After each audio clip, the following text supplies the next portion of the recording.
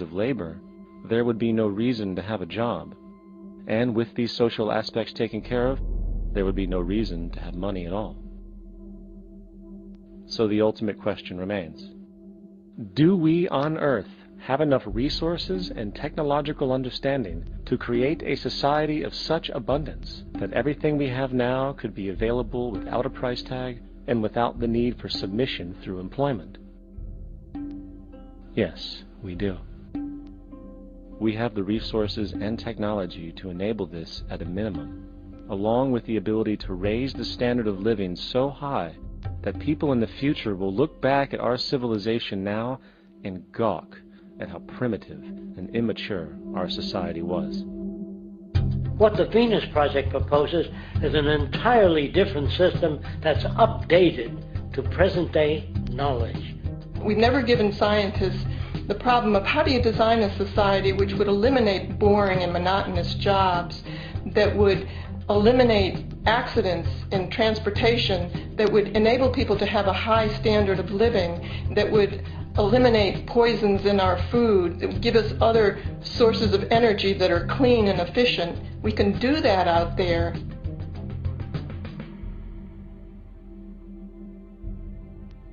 The major difference between a resource-based economy and a monetary system is that a resource-based economy is really concerned with people and their well-being, where a monetary system has become so distorted that the concerns of the people are really secondary, if they're there at all. The products that are turned out are for how much money you can get. If there is a problem in society and you can't earn money from solving that problem, then it won't be done. The resource-based economy is really not close to anything that's been tried. And with all our technology today, we can create abundance. It could be used to improve everyone's lifestyle. Abundance all over the world if we use our technology wisely and maintain the environment. It's a very different system, and it's very hard to talk about because the public is not that well enough informed as to the state of technology.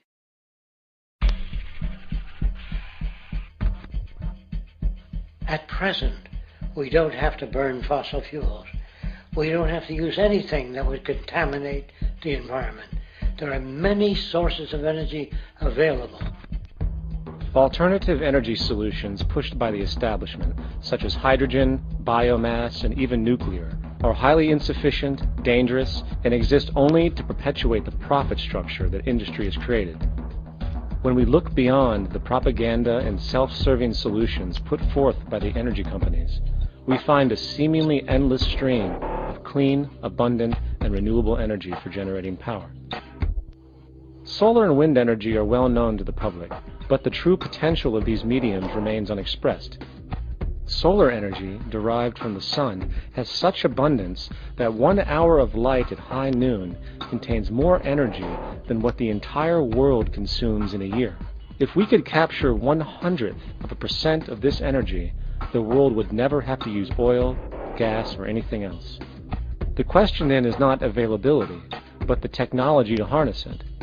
And there are many advanced mediums today which could accomplish just that, if they were not hindered by the need to compete for market share with the established energy power structures. Then there's wind energy.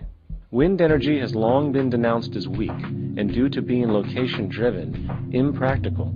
This is simply not true. The U.S. Department of Energy admitted in 2007 that if wind was fully harvested in just 3 of America's 50 states, it could power the entire nation. And then there are the rather unknown mediums of tidal and wave power. Tidal power is derived from tidal shifts in the ocean. Installing turbines which capture this movement generates energy. In the United Kingdom, 42 sites are currently noted as available, forecasting that 34% of all the UK's energy could come from tidal power alone. Wave power, which extracts energy from the surface motions of the ocean, is estimated to have a global potential of up to 80,000 terawatt-hours a year. This means 50% of the entire planet's energy usage could be produced from this medium alone. Now, it is important to point out that tidal, wave, solar, and wind power requires virtually no preliminary energy to harness, unlike coal, oil, gas, biomass, hydrogen, and all the others. In combination, these four mediums alone, if efficiently harnessed through technology, could power the world forever. That being said, there happens to be another form of clean, renewable energy which trumps them all: geothermal power. Geothermal energy utilizes what is called heat mining, which, through a simple process using water, is able to generate massive amounts of clean energy. In 2006, an MIT report on geothermal energy found that 13,000 zettajoules of power are currently available in the Earth, with the possibility of 2,000 zettajoules being easily tappable with improved technology. The total energy consumption of all the countries on the planet is about half of a zettajoule a year.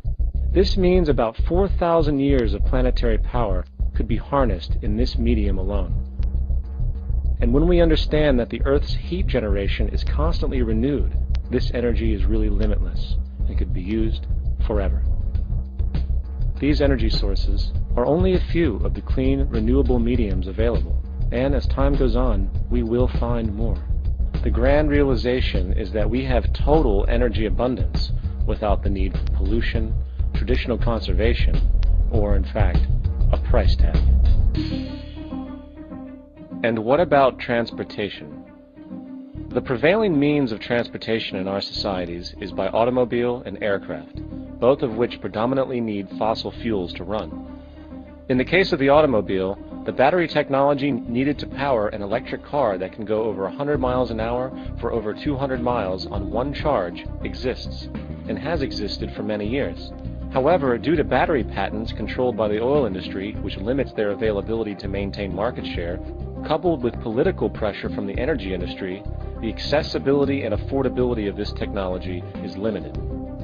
There is absolutely no reason other than pure, corrupt profit interest that every single vehicle in the world cannot be electric and utterly clean, with zero need for gasoline. As far as airplanes, it is time we realize that this means of travel is inefficient, cumbersome, slow, and causes far too much pollution. This is a maglev train. It uses magnets for propulsion. It is fully suspended by a magnetic field and requires less than 2% of the energy used for plane travel. The train has no wheels, so nothing can wear out. The current maximum speed of versions of this technology, as used in Japan, is 361 miles per hour. However, this version of the technology is very dated. An organization called ET3, which has connections with the Venus Project, has established a tube-based maglev that can travel up to 4,000 miles per hour in a motionless, frictionless tube, which can go over land or underwater. Imagine going from LA to New York for an extended lunch break, or from Washington, D.C. to Beijing, China in 2 hours. This is the future of continental and intercontinental travel: fast, clean, with only a fraction of the energy usage we use today for the same means. In fact, between maglev technology, advanced battery storage, and geothermal energy, there would be no reason to ever burn fossil fuels again. And we can do this now if we were not held back by the paralyzing profit structure. Now, America is inclined toward fascism. It has a propensity, by its dominant philosophy and religion, to uphold the fascist point of view. American industry is essentially a fascist institution. If you don't understand that, the minute you punch that time clock, you walk into a dictatorship. We're given notions about the respectability of work, and I really look at it as being paid slavery.